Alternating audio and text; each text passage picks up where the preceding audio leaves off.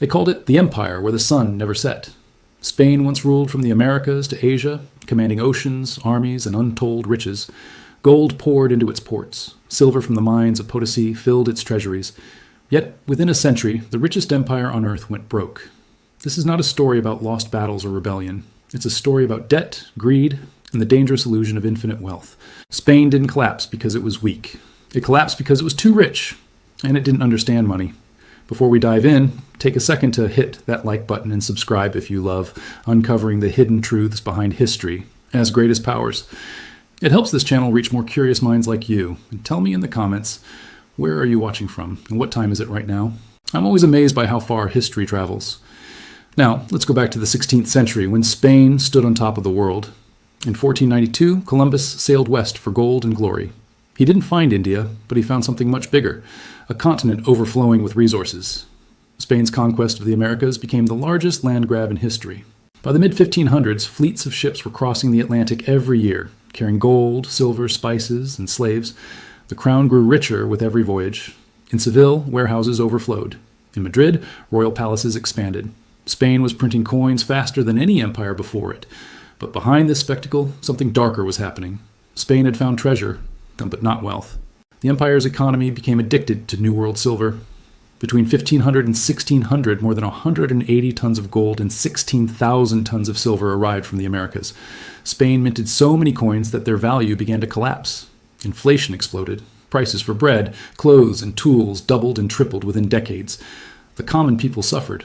The rich fled to gold, land, and foreign goods. Spain, the richest country in the world, couldn't feed itself. Its fields went barren because everyone wanted quick profit from trade, not labor. The empire was drowning in money but starving for productivity. And the crown, the Habsburg kings, didn't care. They believed the flow of silver would never stop. They borrowed heavily from bankers in Italy, Germany, and the Netherlands, issuing bonds called euros. These were promises backed by future treasure fleets. Every shipment of gold became collateral for another loan. Every new conquest meant another round of borrowing. By 1557, King Philip II owed more than the entire annual income of Spain. When he defaulted, he didn't lose his throne. He simply restructured, paying creditors with even more promises. Spain had discovered financial alchemy, debt fueled by silver, silver fueled by conquest. But reality doesn't bend forever. Spain's silver mania infected all of Europe. The flood of bullion caused what historians now call the price revolution. Inflation spread from Madrid to London, from Lisbon to Paris. The value of money fell everywhere, but Spain suffered the most. The crown spent billions fighting wars against the Ottomans, the French, the Dutch, and later the English. Each war cost more ships, more soldiers, more loans. But every loan meant more power for foreign bankers. By 1600, half of Spain's income was used to pay interest on debt. The empire was a debtor in royal robes. Let's pause and think about this. Imagine being so rich that you never question where your wealth comes from, until the bills arrive. Spain didn't invest its riches in schools, industries, or infrastructure. It spent on cathedrals, palaces, and endless wars. The silver from Peru and Mexico didn't stay in Spain. It passed through to Italian lenders, Flemish merchants, and German arms dealers. The Spanish crown became a middleman between colonial slaves and European creditors. For every bar of silver mined in the Andes, a banker in Antwerp earned a profit. This imbalance created a dangerous illusion. Spain's cities glittered, but its economy hollowed out. Local industries collapsed because cheap imports flooded the markets. Farmers abandoned the land to join the clergy or the army. The empire depended entirely on foreign goods and foreign debt. When shipments from the Americas were late or captured by pirates, Spain couldn't pay its bills. It declared bankruptcy again and again, 1557, 1560, 1575, and 1596. 4 defaults in 1 century. Yet the crown kept borrowing. Why? Because lenders kept lending, confident that Spain's silver would always return. Here's the cruel truth. Wealth built on extraction isn't wealth, it's dependence. Spain's rulers never built a sustainable economy. They extracted value from colonies, but produced little themselves. Every ounce of silver from Potosi carried blood, from indigenous laborers forced into mines where thousands died each year. But even their suffering couldn't save the empire. The more Spain expanded, the more fragile it became. Vast territories required vast spending. Every rebellion, every storm, every lost ship chipped away at the illusion of endless treasure. By the early 1600s, the cracks were visible. The once mighty armada was in ruins. The crown's debts exceeded the national income several times over. Inflation had wiped out the middle class. Trade routes shifted toward the Atlantic powers, England and the Netherlands, whose merchants learned from Spain's mistakes. They built industries, not just colonies. They turned profit into investment, not tribute. Spain, meanwhile, kept sinking. The gold that made it rich became a curse. By 1640, even its colonies were rebelling, and its allies were gone. This wasn't just a royal miscalculation. It was a lesson in financial gravity. You can't borrow forever. You can't inflate wealth from thin air. Spain's downfall came from the same illusion that drives every boom and bust, the belief that tomorrow will always pay for today. And when tomorrow finally came, Spain discovered its empire was built not on gold, but on debt. That points the beginning of how the greatest empire on earth bankrupted itself, not through defeat on the battlefield, but through self-inflicted financial collapse. But we're not done yet. The real twist is how Spain's creditors, the same bankers who financed its rise, ended up richer than the crown itself. In the next part, we'll follow the money trail through the vaults of Genoa, Antwerp, and Amsterdam, where Spain's fortune was quietly siphoned away. Spain's debts didn't just vanish, they transformed into someone else's fortune. Behind every royal decree and every silver-laden galleon stood a network of powerful financiers who understood something the kings did not. Control of money is more valuable than possession of gold. These were the Genoese bankers, families like the Spinolas, the Centurions, and the Dorias, masters of maritime credit. When King Philip II needed funds for war, they provided it instantly. When ships were delayed, they refinanced. When silver arrived, they collected with interest. Slowly, silently, Spain's wealth flowed not into royal treasuries, but into private ledgers across Italy and the Low Countries. The Spanish crown had created a system where every victory deepened its dependence. Wars against the Ottomans, France, and the Dutch revolt all required mountains of silver. But each campaign meant more borrowing. By the 1580s, nearly two-thirds of Spain's income was pledged to service old debts. The royal accountants began issuing asientos, short-term loans from bankers with high interest, secured by future tax revenue. It was a cycle without end. When silver shipments were delayed by storms or piracy, the crown simply suspended payments, a polite term for bankruptcy. Yet creditors never walked away. Why? Because even in crisis, Spain controlled the world's richest colonies. As long as silver mines in Peru and Mexico operated, repayment seemed inevitable. But the bankers weren't naive. They didn't trust royal promises, they demanded power. In exchange for loans, they gained monopolies over customs houses, tax collection, and trade routes. Genoese agents ran Spain's finances from within. By the turn of the 17th century, much of the Spanish treasury was effectively outsourced. The empire had become a pawn of its creditors, rich in appearance, hollow in substance. Spain wasn't just losing money, it was losing sovereignty over its own economy. Meanwhile, the real wealth was shifting north. Cities like Antwerp and later Amsterdam became Europe's new financial hubs. Here, merchants didn't wait for treasure fleets. They built stock markets, insurance contracts, and merchant banks, systems that multiplied wealth instead of hoarding it. While Spain clung to bullion, the Dutch created credit instruments backed by productivity. They financed ships, not swords, trade, not tribute. Ironically, much of their startup capital came from interest earned on Spanish debt. The same money that bankrupted an empire built another. This is where history takes a poetic turn. Spain's greatest enemy, the Dutch Republic, learned its financial tricks by observing the empire's collapse. As Spanish troops ravaged the Netherlands, Dutch merchants quietly studied their weaknesses. They saw how dependence on silver caused inflation, how centralizing wealth in one crown created fragility, and how borrowing against uncertain returns led to ruin. When the Dutch finally gained independence in 1648, they built the world's first modern capitalist system, one based on trade, credit, and limited liability. Spain, blinded by its past glory, kept mining and borrowing. The empire that had once conquered continents now begged for loans to feed itself. Back in Madrid, the royal court refused to see the truth. They still believed divine favor guaranteed prosperity. When inflation devoured the economy, they blamed merchants, foreigners, or even God's will.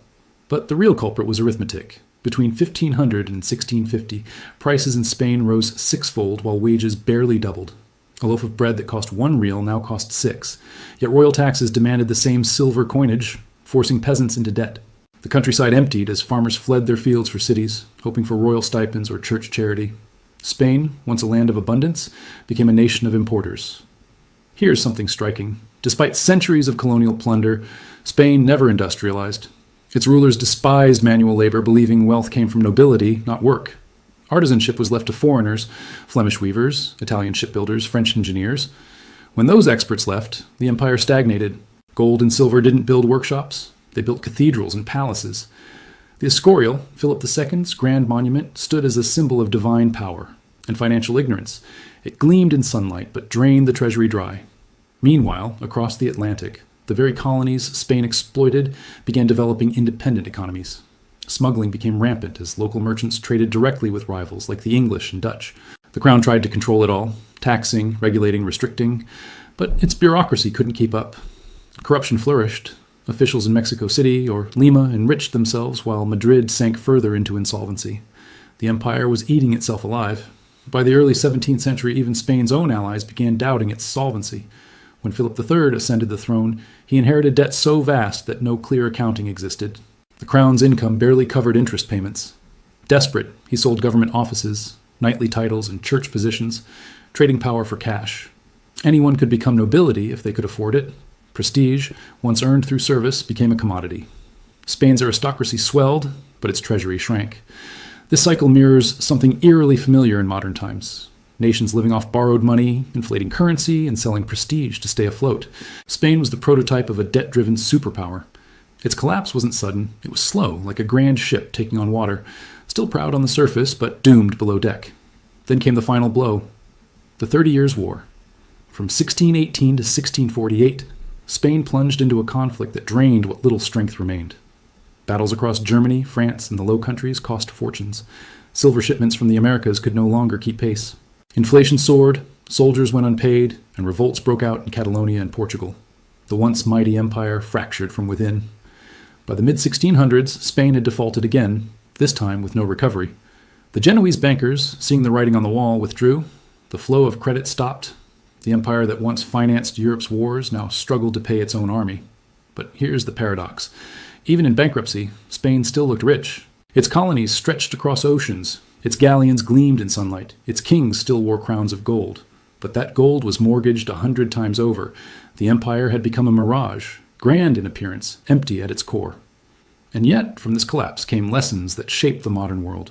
Spain's mistakes taught emerging powers like England and the Netherlands what not to do. They realized true wealth wasn't metal. It was trust, credit, and production. Where Spain saw fortune as something dug from the earth, the future saw it as something built by human hands.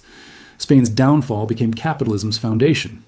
We've reached the point where the greatest empire the world had ever seen is cracking under its own glittering weight. But how exactly did the endless flow of silver, the very metal that once made Spain invincible, turn into poison? And why did its colonies, meant to enrich the crown, eventually become the seeds of independence? Let us unravel that in the next section. The final chapter in Spain, yes, Golden Tragedy. By the mid-17th century, Spain's empire had become a study in contradictions. Its galleons still crossed the Atlantic, bringing home tons of silver from Potosi and Zacatecas. Yet the crown was perpetually broke. Its cities glittered with churches and palaces, yet its people were sinking deeper into poverty. The problem wasn't that Spain lacked resources. The problem was that those resources were trapped in a financial system designed to serve the few at the expense of the many. Every ounce of silver that reached Seville was already promised to creditors. The crown had mortgaged its future for the illusion of endless wealth. The numbers were staggering. By 1650, Spain's debt was estimated at over 200 million ducats, more than 10 times its annual income.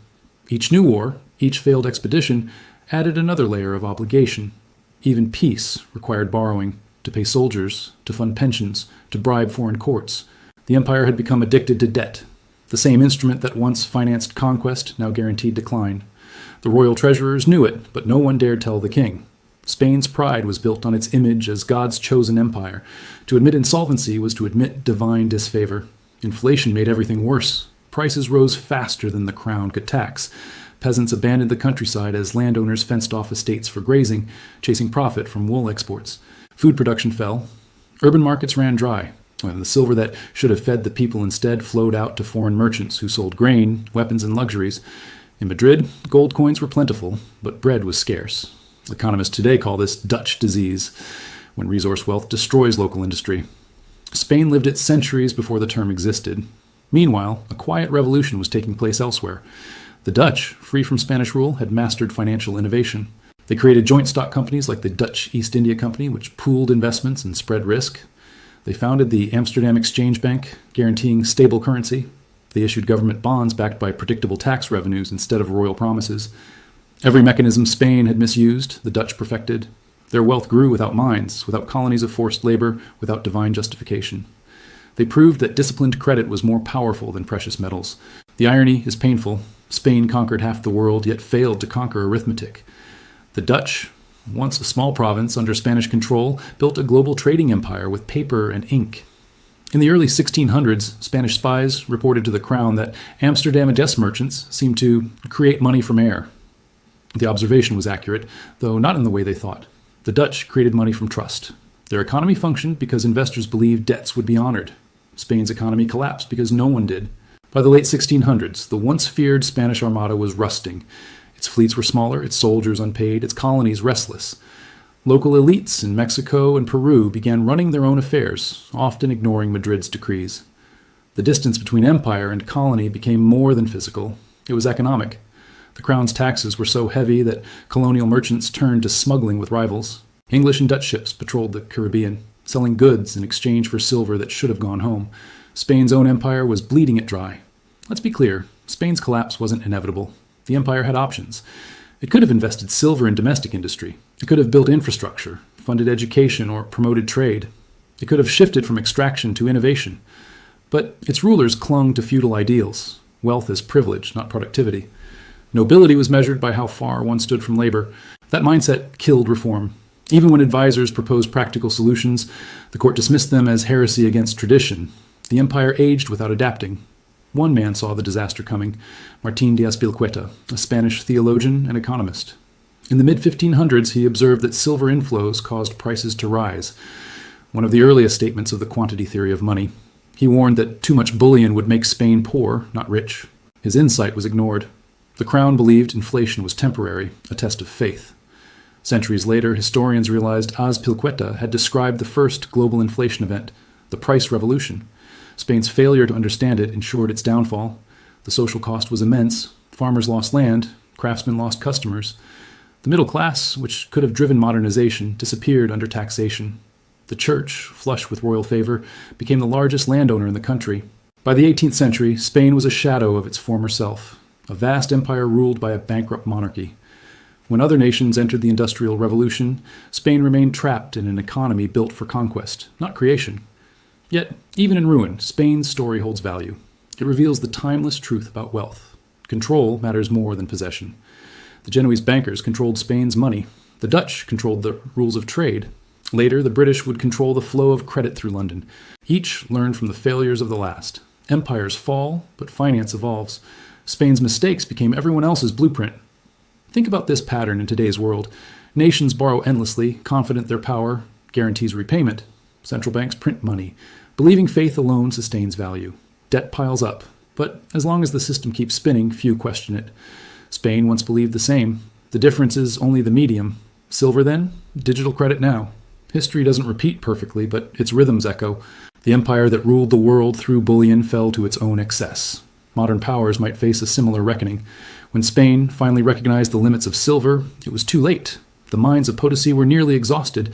Native labor systems collapsed. Smuggling drained the colonies. The crown tried to reform, issuing new decrees, creating ministries and hiring foreign experts. But the structure was rotten. By the 1700s, Spain's colonies were wealthier and more dynamic than the motherland. The empire's own offspring began to outgrow it. The very resources that once funded conquest now financed independence.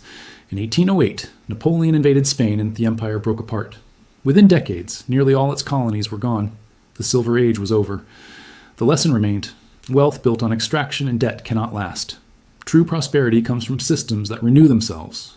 Trade, trust, productivity. Spain never understood that, but others did. The Dutch, the British, and eventually the Americans turned those principles into empires of finance. Look at the global economy now. The flow of capital, the dominance of currencies, the weight of debt. The dynamics aren't new. They're refinements of old systems born in the age of empires. Spain was the first to globalize wealth and the first to be consumed by it. Its story is less about conquest and more about consequences. The richest empire on earth was undone not by enemies, but by arithmetic. If you track every financial crisis back far enough, you'll find echoes of Spain. Overconfidence, easy money, short-term victories that destroy long-term stability, gold, silver, paper, or credit. The form changes. The flaw remains. Every empire believes its wealth is eternal until the numbers say otherwise. That is how Spain, the most powerful empire of its age, bankrupted itself. Not through defeat on the battlefield, but through decisions made in counting houses and royal courts. It's a story about ambition without restraint and faith without understanding. a story worth remembering because it's still being written in new forms today.